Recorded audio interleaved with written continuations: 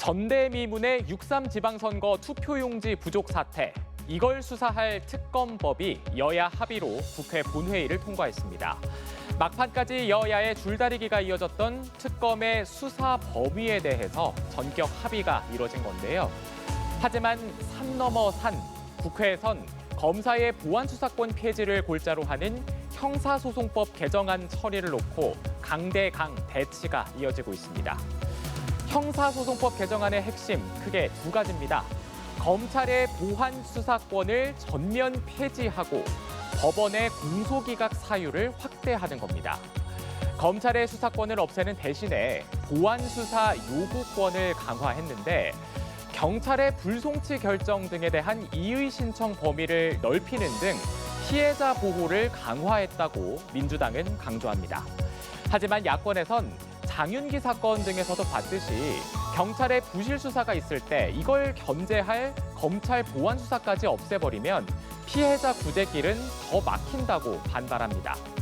또 특히 민주당이 법원의 공소기각 사유를 확대한 조항을 추가한 걸 두고 야권의 반발이 거셉니다. 특정 정치적 사건의 구제에 악용이 되는 게 아니냐. 법원이 이재명 대통령 형사재판을 공소기각하게 해서 없애주려는 거 아니냐는 겁니다. 민주당이 상임위에서 단독 의결을 한 지 하루 만에 본회의에 오른 형사소송법 개정안. 야당은 무제한 토론, 필리버스터로 맞서면서 정치권은 극심한 대치 국면을 맞았습니다. 국회 상황은 정주희 기자가 전해드립니다. 여야는 투표용지 부족 사태에 대한 특검법을 본회의에서 합의 처리했습니다. 채석 228인 중 찬성 226인, 반대 2인으로서 가결되었음을 선포합니다.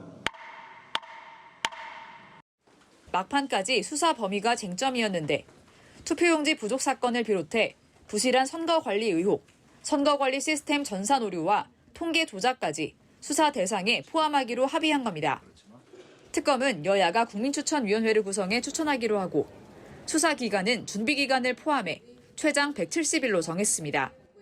또 선관위 국조특위에 활동 기한을 한 달 연장하고 이 기간 올림픽공원 투표지 재검표를 준비하기로 했습니다.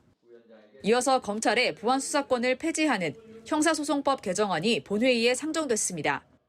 검사가 직접 수사를 못하게 하되 경찰의 보안수사를 요구하고 경찰은 한 달 안에 이행하도록 하는 게 핵심인데 민주당은 경찰의 불송치 결정에 이의 신청 범위를 넓히는 등 피해자 보호를 강화했다고 강조했습니다.